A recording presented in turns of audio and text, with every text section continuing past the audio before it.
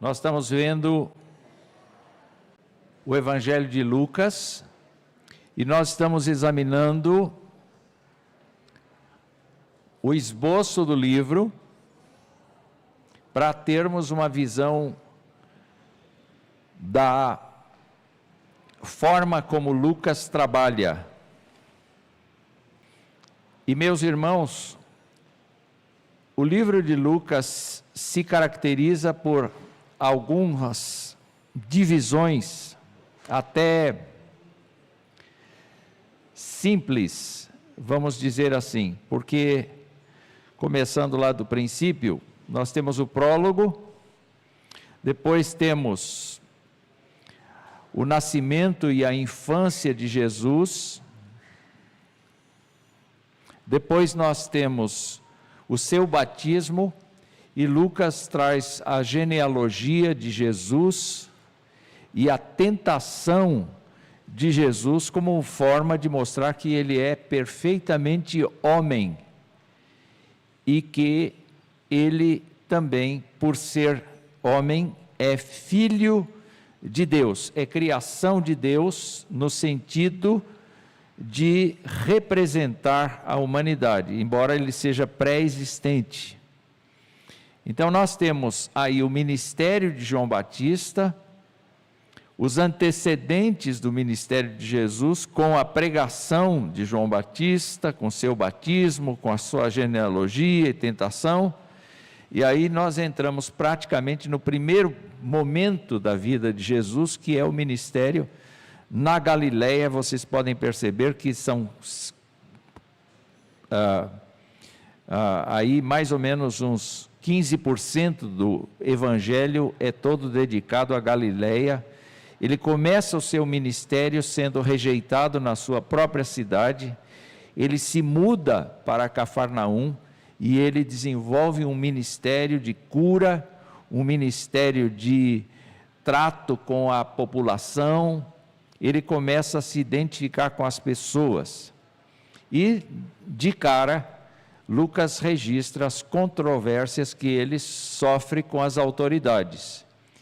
Porque as autoridades criaram um sistema religioso que envolve Bíblia e tradição. E em nome da tradição, eles se fecham para a Bíblia.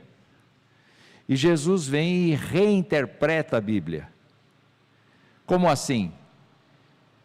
Jesus conhece o espírito da Bíblia, ele conhece a intenção da Bíblia, ele conhece a intenção da história, ele conhece tudo quanto se fala a respeito do Messias.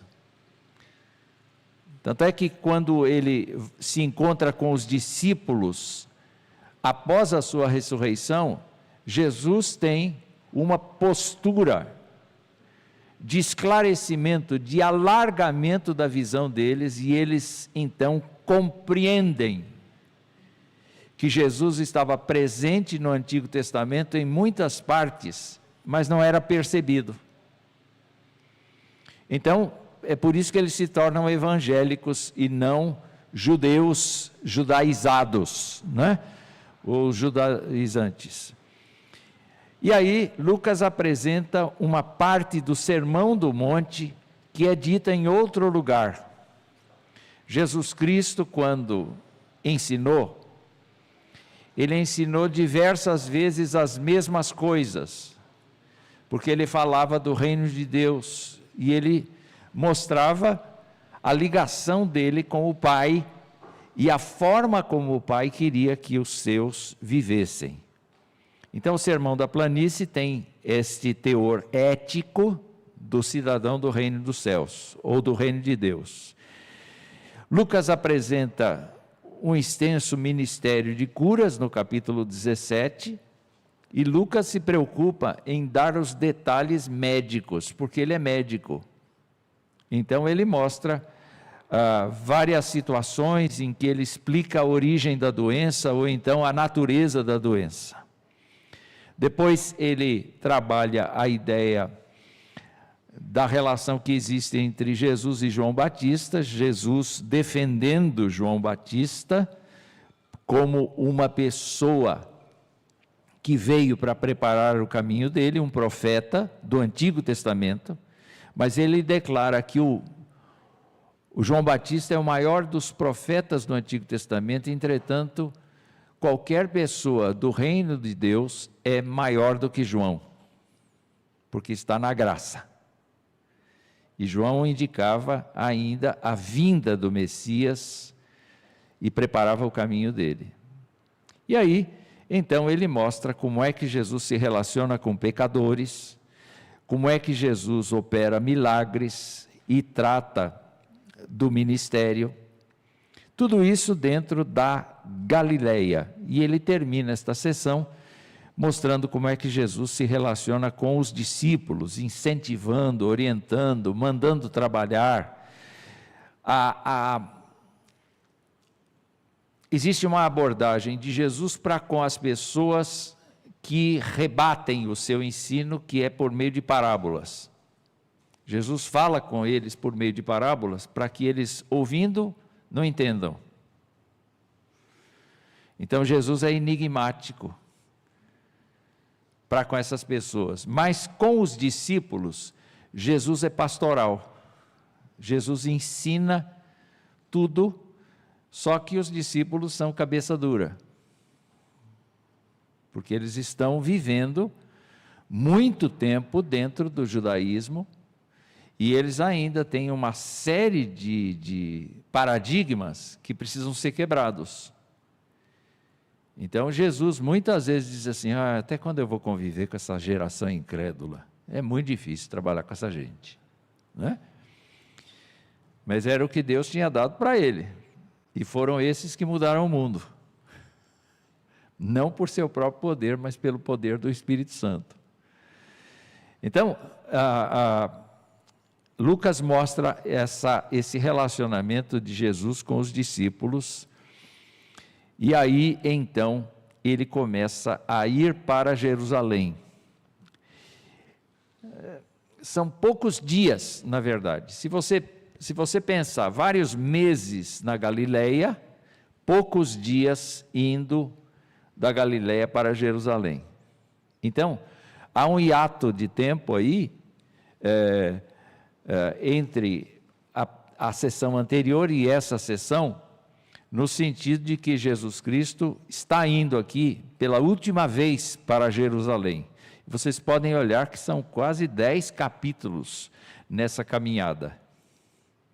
A região ali não é muito distante. Você atravessa, assim, vai para Galileia, volta, em pouco tempo a pé. Porque as regiões ali são muito próximas. Se você disser assim, quantos quilômetros tem? Acho que não chega a 300 quilômetros de um canto a outro. É muito pouco. Realmente é um lugar muito pequeno, muito fácil. Não é fácil de caminhar, porque o terreno é muito acidentado, mas, num certo sentido, era uma viagem até comum. Inclusive, quando você saía da Galileia, que é o norte, e você ia para Jerusalém, ou você circundava a Samaria, ou você passava pela Samaria numa determinada rota, porque os samaritanos não acolhiam a pessoa que estava a caminho de Jerusalém. O ódio entre eles era muito grande. Ainda vocês veem essa relação de ódio que existe naquela região lá. Então, Lucas se preocupa, se detém nesse caminho. E nesse caminho, então, a primeira coisa que eles enfrentam é a hostilidade dos samaritanos, justamente pelo fato de que eles estão indo para Jerusalém. E então os discípulos dizem assim, o senhor quer que a gente peça que desça fogo do céu para consumir essa aldeia de samaritanos?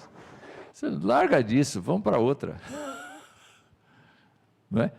Porque Jesus amava os samaritanos. Jesus amava as pessoas necessitadas da sua graça. Então, ele manda, esse é um trecho interessante, Jesus manda na frente dele 70 pessoas, para irem preparando o caminho dele, a chegada dele nos lugares, nas aldeias, e assim os 70 fazem esse trabalho missionário. Não é? Depois nós temos,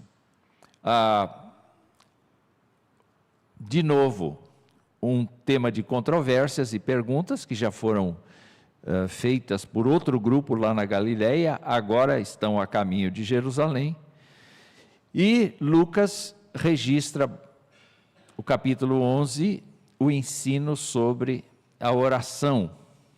E ele também notifica, ele informa, porque ele não viu pessoalmente, mas ele então utiliza a memória dos discípulos para falar de exorcismo de demônios. Jesus tinha autoridade sobre o reino espiritual.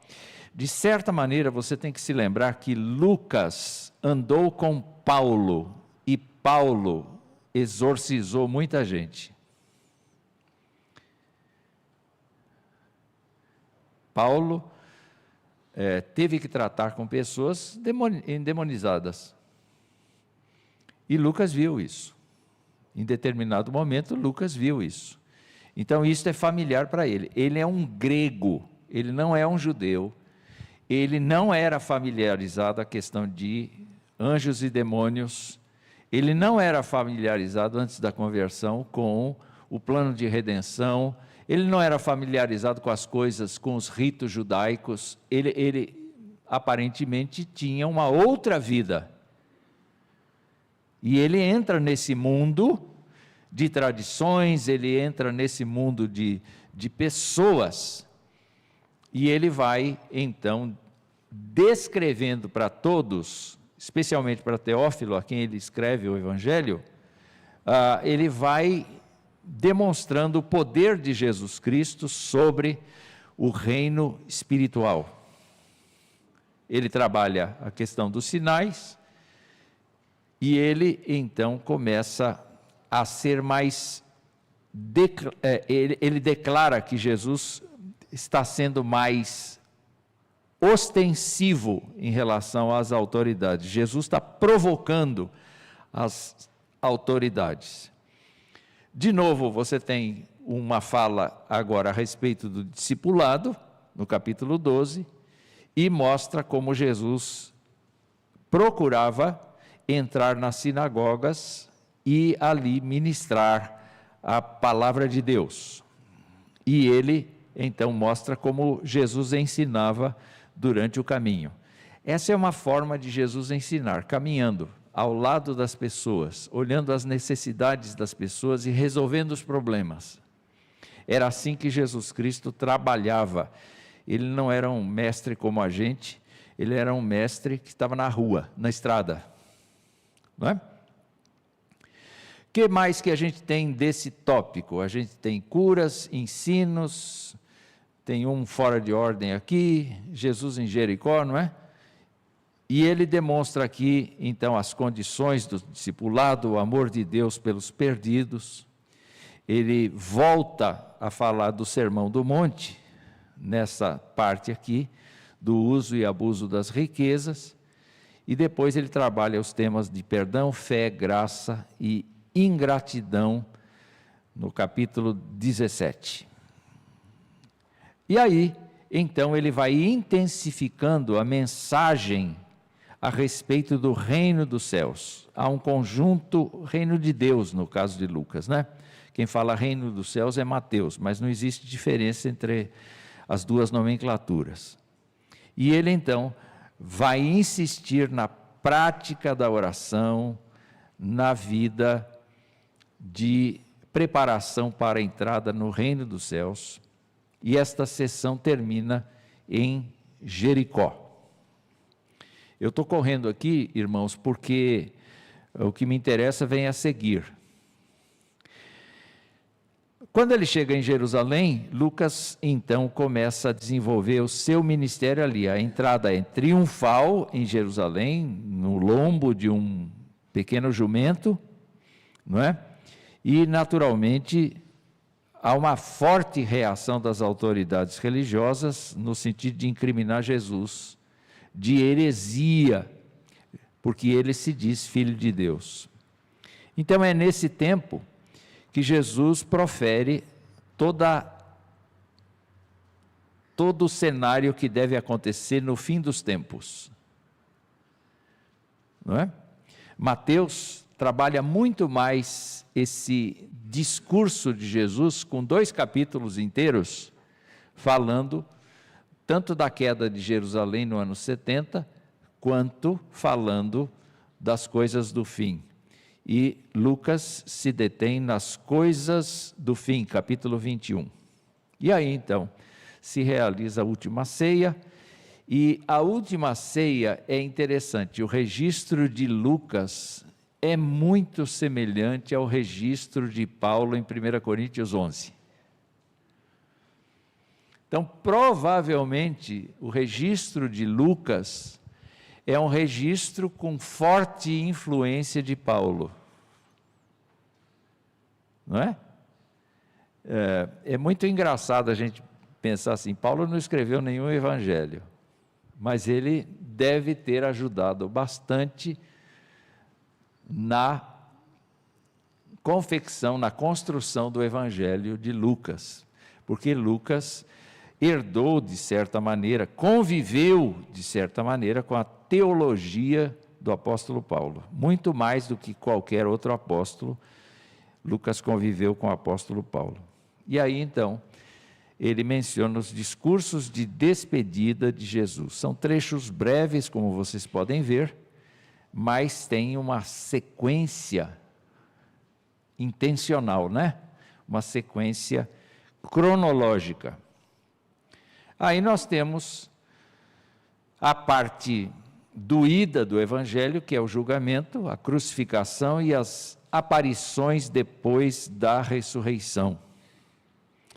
E Lucas, quanto ao aprisionamento de Jesus e quanto à condenação de Jesus, naturalmente, ele mostra, assim, do mesmo jeito que os outros evangelistas, mas ele tem uma cena que nenhum deles trabalha, que é a cena do ladrão que se arrepende. Então, a última fala de Jesus Cristo na cruz, assim, ligada a uma pessoa pecadora que se arrepende, Lucas registra essa declaração.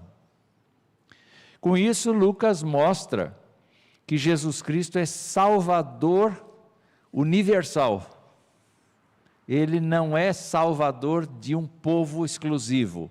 Ele é Salvador de homens, de mulheres, especialmente daqueles que estão conscientes da sua miséria.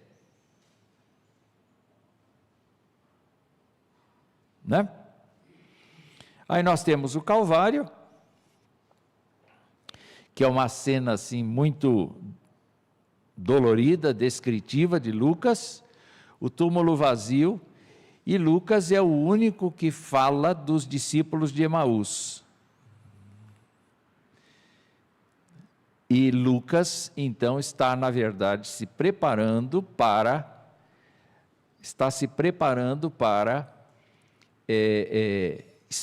escrever Atos dos Apóstolos. Então, nessa parte do Evangelho, ele já vai trabalhando a ideia de que Jesus reinterpreta o Antigo Testamento e mostra o Messias dentro do Antigo Testamento para os discípulos de Emaús.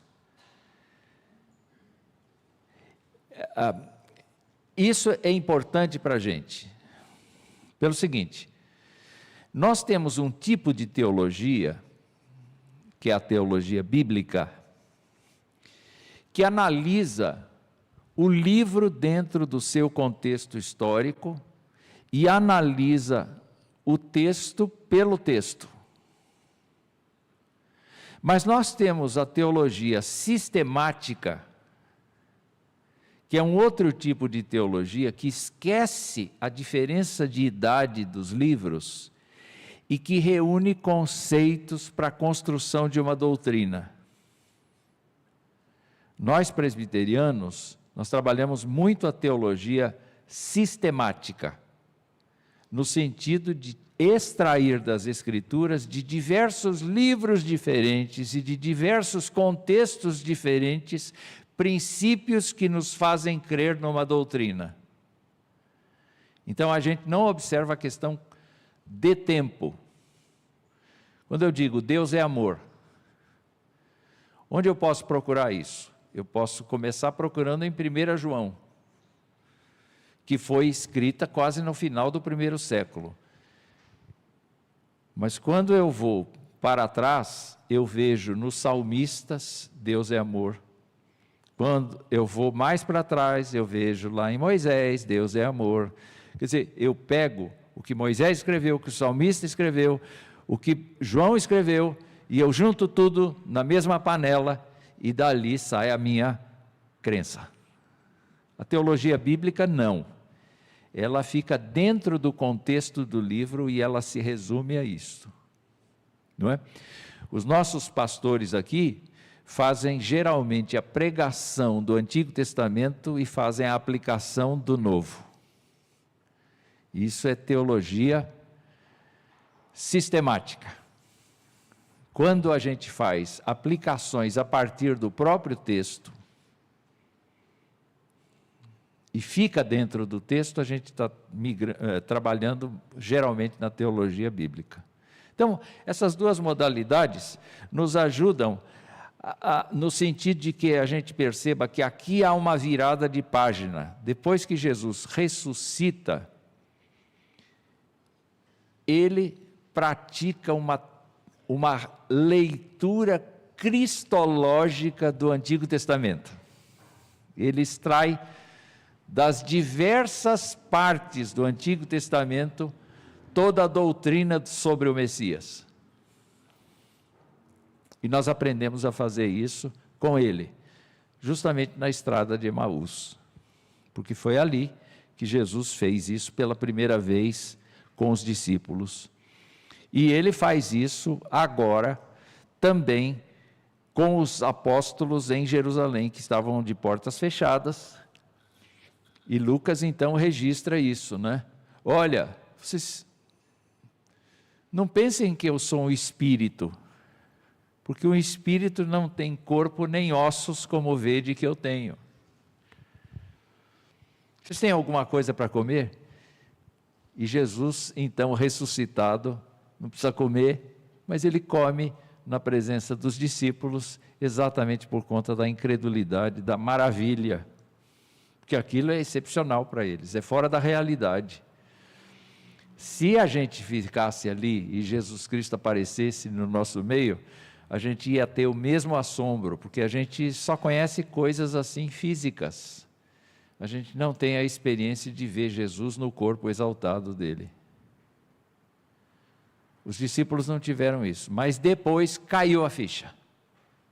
E quando eles caíram, vieram à realidade, então eles tiveram o esclarecimento das Escrituras. E o Evangelho termina dizendo: fiquem na cidade, porque vocês vão, depois de alguns dias mais, vocês vão receber o poder de Deus. E é Lucas quem fala que Jesus Cristo subiu na presença deles. Em Atos dos Apóstolos, no primeiro capítulo, que Lucas vai continuar essa história dizendo que 2 anjos se aproximam deles e dizem: por que vocês estão olhando para cima? Esse Jesus que vocês viram subir, virá do mesmo modo.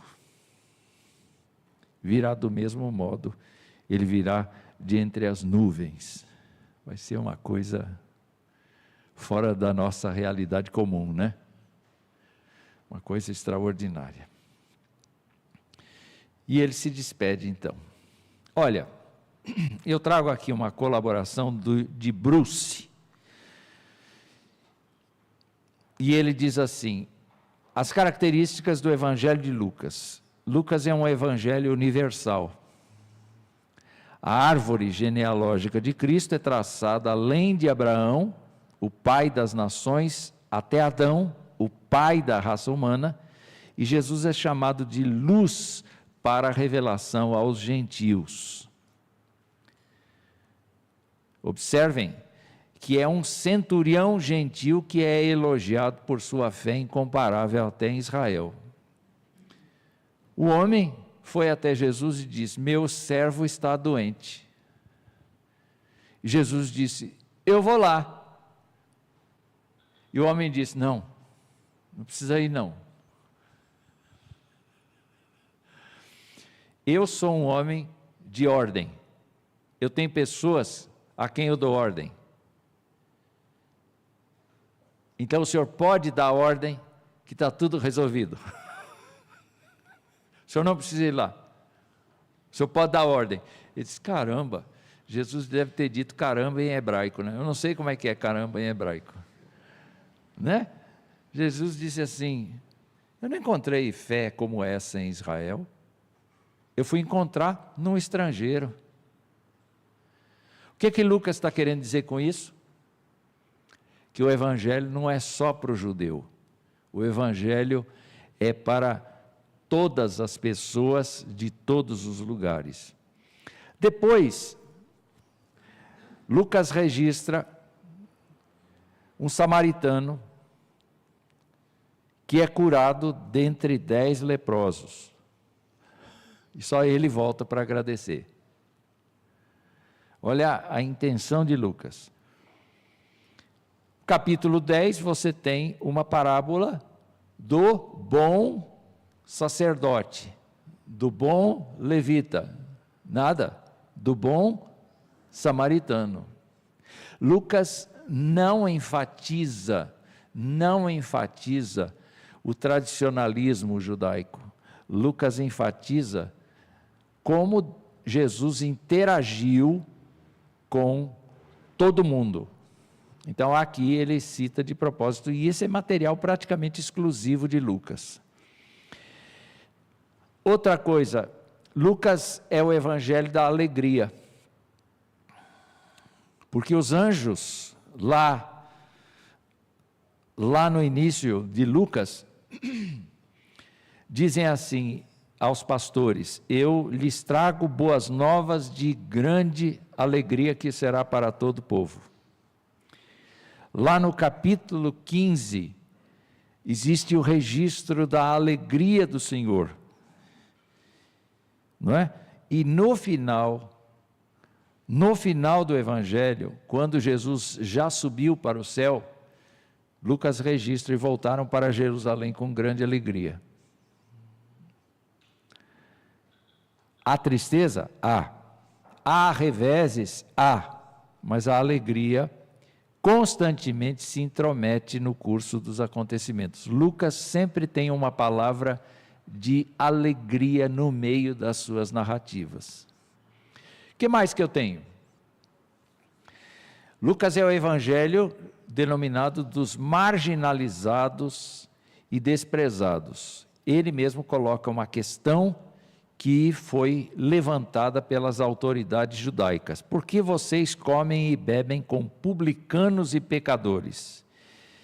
E Lucas registra a resposta de Jesus em outro momento, que diz: o Filho do Homem veio buscar e salvar quem? O que estava perdido. Não importa quem seja. Não importa quem seja. Então, quem são essas pessoas perdidas? Mulheres caídas, prostitutas, mulheres acusadas de adultério, os cobradores de impostos que eram odiados pela população, e um ladrão na cruz. Lucas menciona esse tipo de pessoa a quem Jesus Cristo veio buscar. Lucas registra ainda que Jesus nasce de pais com uma vida muito simples, pobres, né? Empobrecidos. Ele não é visitado por sábios orientais de princípio, ele é visitado por pastores que estão no campo. Lucas faz questão de mostrar que o nascimento de Jesus Cristo foi num ambiente muito simples, muito pobre, e as pessoas que foram testemunhas do seu nascimento, as primeiras visitas recebidas, foram pastores pobres, pastores que lutavam para a sobrevivência. E eu fico impressionado com o fato, meus irmãos, de que a proposta de Lucas não é fora da graça de Deus, não é o mérito da pessoa, é a qualificação da pessoa. Jesus veio buscar pessoas realmente perdidas. O que mais? Ele é o único que registra o cântico de Maria.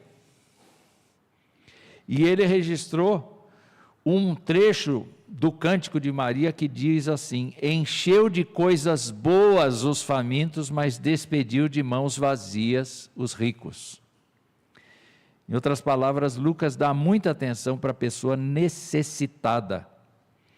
E é ele que registrou parábolas como a do rico insensato e de Lázaro, aquele rico que viveu na terra de maneira farta, mas foi lançado no inferno, enquanto que Lázaro viveu da dependência desse rico, viveu da esmola, mas foi levado para o seio de Abraão.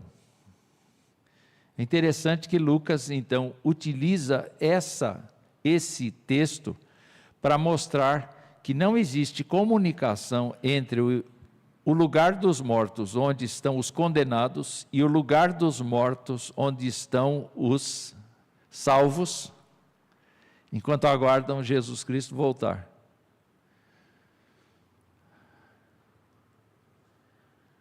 É interessante isso, não é? Pensar aqui que existe um lugar onde os que estão em tormento podem enxergar os que não estão em tormento. Mas ninguém pode mover-se de um lugar para o outro. Eles estão reservados para sempre ali. Então os salvos estão reservados no lugar onde há uma representação de paz, de alegria, de consolo, de fortalecimento, no seio de Abraão. O seio de Abraão não é o lugar definitivo dos salvos, é um lugar provisório dos salvos. Enquanto que o inferno também não é o lugar definitivo dos perdidos. O lugar definitivo dos perdidos é junto com Satanás e seus anjos no lago de fogo e enxofre. Quem vai determinar isso é o Senhor Jesus na sua volta, que vai separar as pessoas. Então nós vamos ficar escandalizados, porque a gente imagina que fulano de tal ia para o céu, não foi. A gente imagina que fulano de tal ia para o inferno, não foi.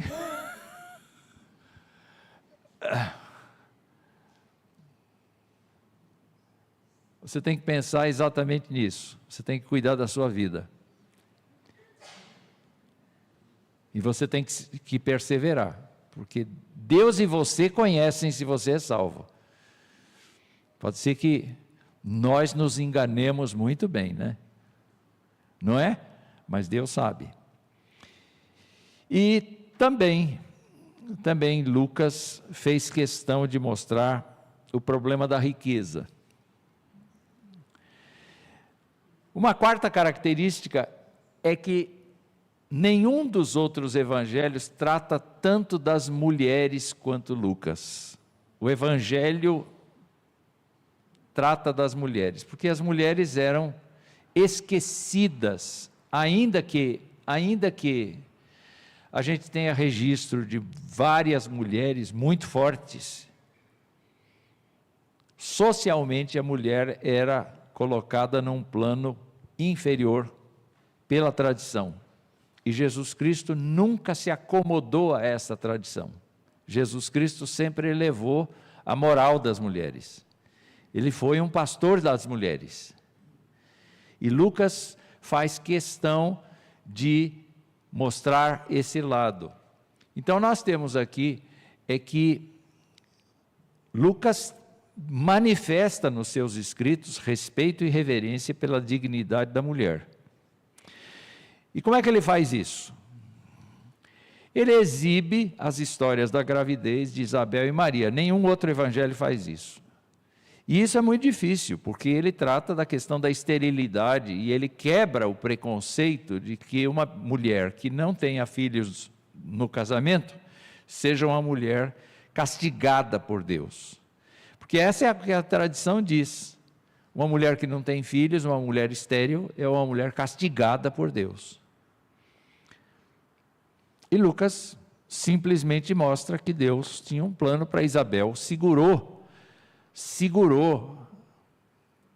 não permitiu que ela fosse mãe durante a sua vida saudável para isso, o seu tempo de procriação.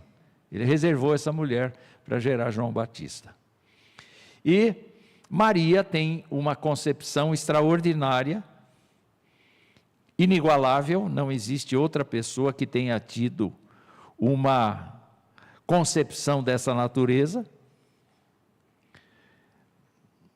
mas isso não a torna uma mulher mãe de Deus. Lucas nunca disse que Maria era mãe de Deus. Eu faço assim, bem, né? Na verdade, Maria tem outros filhos, e isso está mencionado, especialmente em Mateus e Marcos. Lucas vai mencionar isso lá nos Atos dos Apóstolos, que Jesus tinha outros irmãos. O que mais nós temos? Essas histórias de Isabel e Maria estão impregnadas de graça, delicadeza, então elas têm uma atmosfera de pureza. Ele fala de novo da glória da condição de ser mãe, mas ele também é o único que trabalha a ressurreição do filho da viúva de Naim, porque ela ia ficar sem recursos, ela ia ficar sem ninguém, ela ia ficar necessitada. Então Jesus Cristo ressuscita o filho dela para que haja sustento da vida dela. Conserta o aspecto emocional e também o aspecto geral, né? Porque traz o filho de volta. E Lucas, então, é o único que diz que Jesus Cristo era acompanhado por mulheres. Interessante isso, não é? Tinha algumas mulheres que foram saradas pelo Senhor Jesus Cristo e elas faziam parte do grupo de seguidores de Jesus. Eu não posso dizer que elas estavam o tempo todo com Jesus, porque há narrativas que mostram que Jesus estava só com os 12. Mas em várias ocasiões elas estavam juntos, acompanhavam. E a gente pode imaginar elas fazendo um trabalho assim de assessoria, de cuidar das mulheres que estavam ali em volta, dos discursos de Jesus, elas trabalhando ali no meio, elas fazendo boas obras ali e tal, etc. Mas Lucas não tem vergonha de dizer, pelo contrário, ele diz que muito daquilo que os discípulos comeram e beberam foi graças ao sustento de mulheres ricas. Interessante, né? Então, quando você pensa, Jesus disse assim, o Filho do Homem não tem onde reclinar a cabeça. É verdade, ele não tem moradia própria, ele nunca entrou no BNH, ele nunca fez financiamento, ele nunca se preocupou com nada disso, não é? Até quando ele teve que pagar imposto, ele disse assim, Pedro, vá pescar. Então o Pedro pescou e disse assim, abre a boca do peixe. Tem para nós dois? Tem, então paga lá. Ele não precisava de dinheiro, não é? Ele não precisava de dinheiro, não é? Entretanto, todo o grupo precisava de alguma maneira de sustento, porque deixou o seu trabalho regular para andar com Jesus, e isso tinha custo. Então, elas foram as pessoas que cuidavam de Jesus e dos discípulos. E é interessante que Jesus se revela primeiro a elas, depois de ressuscitado, do que aos apóstolos. Os apóstolos estão escondidos, estão com medo dos judeus, mas as mulheres não. E por conta disso, elas vão ao túmulo, elas têm a revelação de Jesus. Maria Madalena tem um diálogo pensando que Jesus é o jardineiro, mas isso não está em Lucas. A quinta característica é o evangelho do sobrenatural. É claro que todos os evangelhos têm esse elemento sobrenatural, mas Lucas trabalha muito a questão da encarnação de Jesus. E ele, então, é aquele que se interessa por anjos. Tem muita citação de anjo. Vamos nos lembrar. Os anjos apareceram a Zacarias, apareceram a Maria, não é? A José teve um sonho. Mas na tentação de Jesus estavam presentes, né?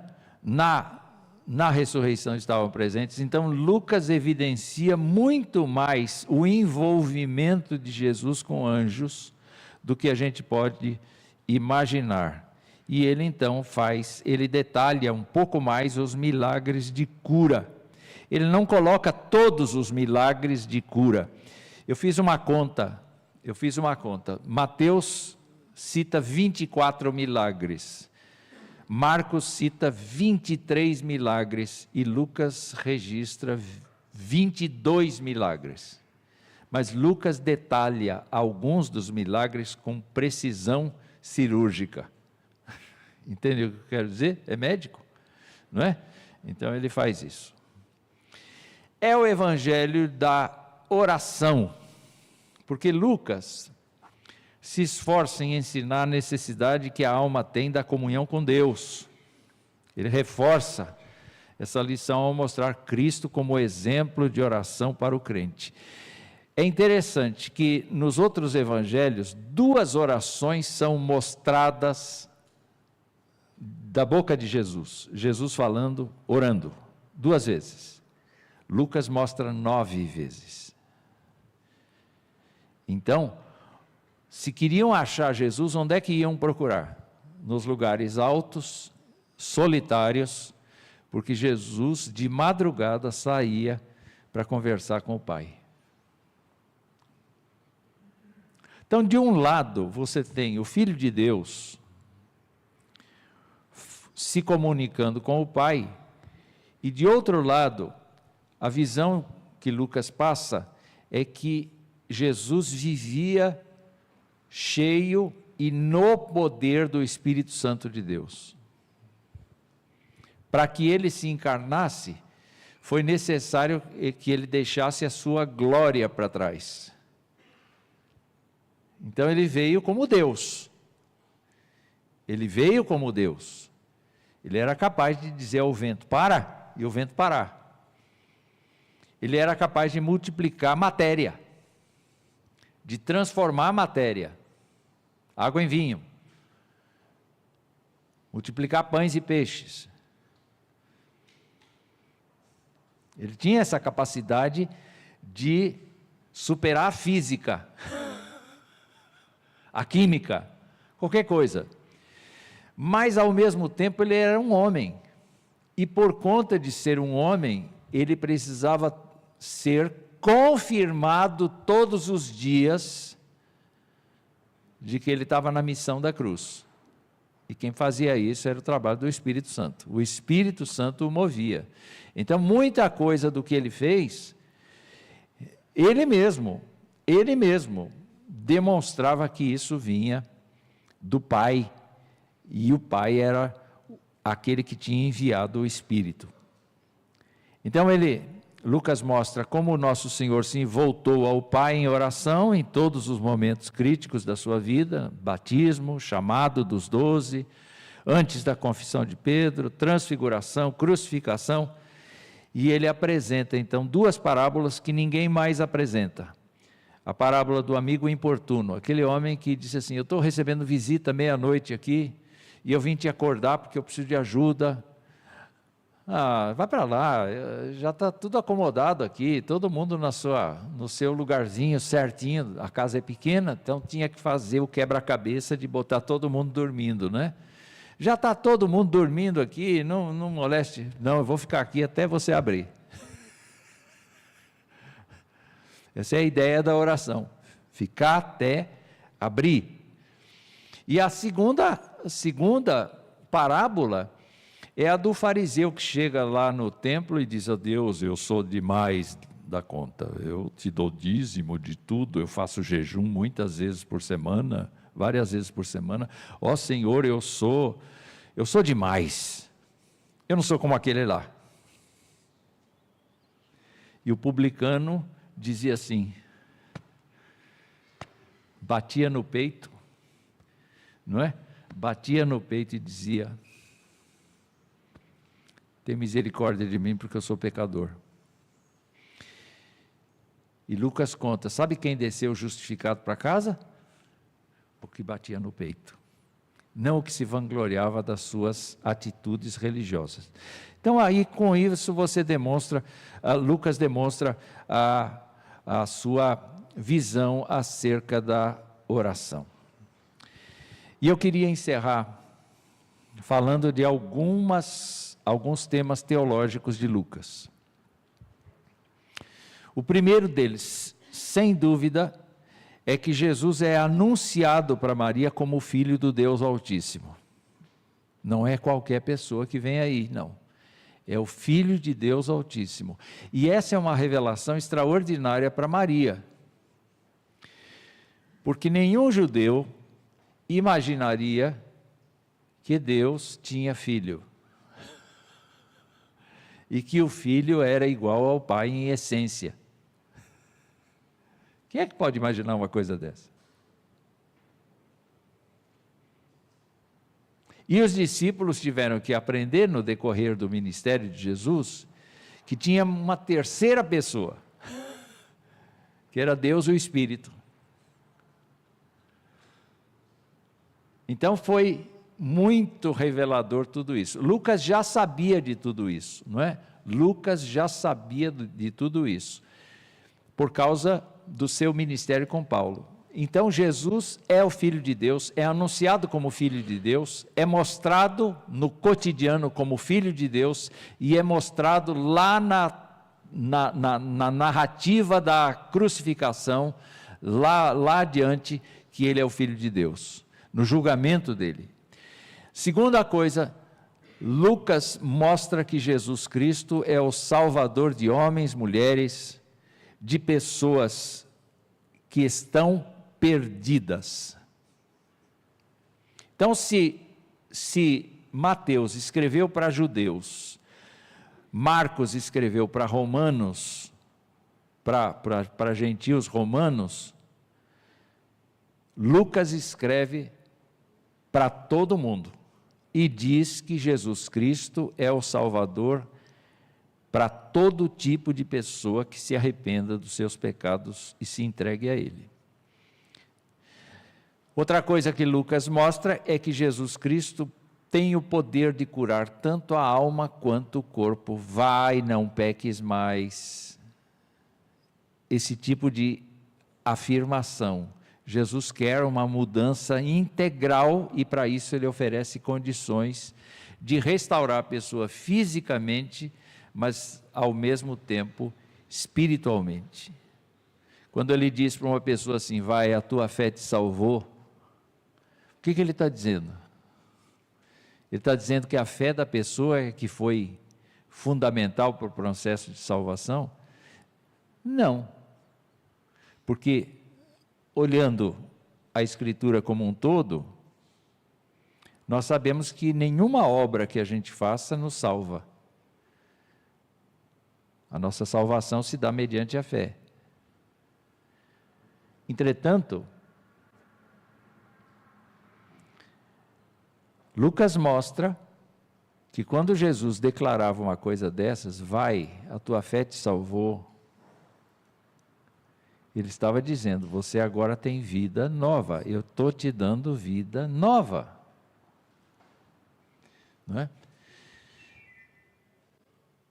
A quarta coisa é a obra do Espírito Santo, e Lucas, porque convive com o apóstolo Paulo, tem uma noção clara da obra do Espírito Santo. Aliás, quando ele escreve Atos dos Apóstolos, o nome mais adequado para o livro seria Atos do Espírito Santo pelos Apóstolos.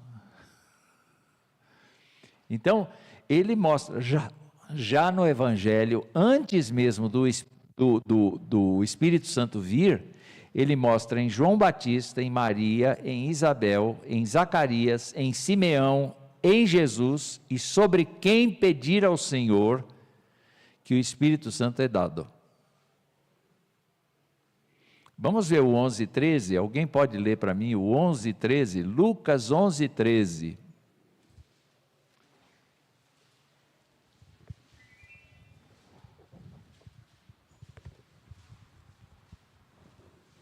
O que diz? Ora, se vocês que são maus sabem dar... De Jundiaí para o mundo. Ora, se vocês que são maus sabem dar coisas boas aos seus filhos, quanto mais ao Pai Celeste dará o Espírito Santo aos que lhe pedirem. Muito bem, no Evangelho de Mateus dará coisas boas. No Evangelho de Lucas, ele é mais preciso. O que é a coisa boa que um crente pode receber? O próprio Deus. O próprio Deus, a pessoa do Espírito Santo, não é? Então, Lucas trabalha muito a filiação de Jesus, a salvação universal de Jesus, o poder de Jesus curar, a obra do Espírito Santo, sem falar que ele trabalhou a questão das mulheres, ele trabalhou várias questões, como a gente viu nas características.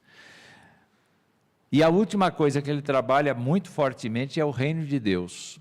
Olha, vocês podem ver quantas passagens tem aí, e não são todas que eu listei. O reino de Deus o que é? O reino de Deus é a governança de Deus na vida da gente, que começa já, mas ainda não está completa, porque a ressurreição do corpo ainda não aconteceu.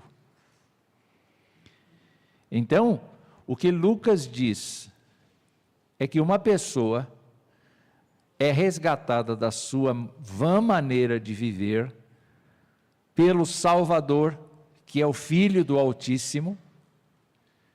Não importa a condição que ela tenha, se ela seja pobre, se ela seja mulher, se ela seja publicano, se ela seja o que for. E esta pessoa está sendo parte do reino de Deus. Deus já está governando a vida dela, e Deus vai consumar todas as suas coisas no futuro, quando Jesus voltar. Do mesmo modo que vocês ouviram subir, ele vai descer. Isso está em Atos capítulo 1. Alguém quer comentar alguma coisa?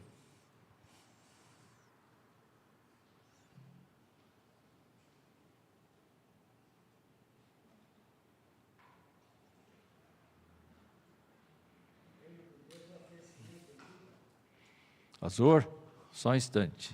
De Jundiaí para o mundo. O crescimento de Deus é o crescimento em vida. Nossa, crescimento em vida, em Cristo. Sim. Tem o reino da graça, né? E aí nós estamos falando do reino de Deus. Não, mas nenhuma diferença. O reino da graça é a graça de Deus promovida no seu reinado. É como Deus trata as pessoas. Deus nos trata com graça. Deus, vamos nos lembrar de Zaqueu. o capítulo 19 de Lucas. O Zaqueu era um publicano, era o maioral dos publicanos, era uma pessoa odiada socialmente, desprezada, mas era rico. E quando Jesus entra na casa dele, as pessoas dizem, mas por que ele vai entrar na casa desse criminoso? Por que ele vai entrar na casa desse cidadão aí que nos extorque, que nos prejudica? Só que quando Jesus está na casa, ele diz, hoje veio salvação. O que aconteceu? A graça de Deus, que faz parte do seu reinado, entrou na vida e no coração de Zaqueu. E fez com que Zaqueu fosse imediatamente transformado. Eu vou dar metade dos meus bens para os pobres. E se eu fiz algum delito contra alguém, eu vou devolver a quinta parte, que é o que a lei dizia, não é? Com juros. Então, é interessante lembrar o seguinte, que a graça faz parte do reinado de Deus.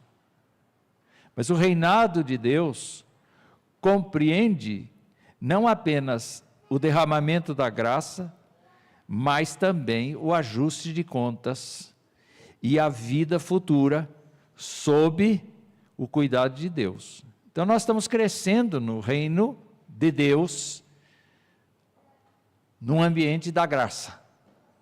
Eu não sei se eu conseguir dizer que a graça está embutida no reino de Deus, não é? Mais alguém quer falar alguma coisa? Não?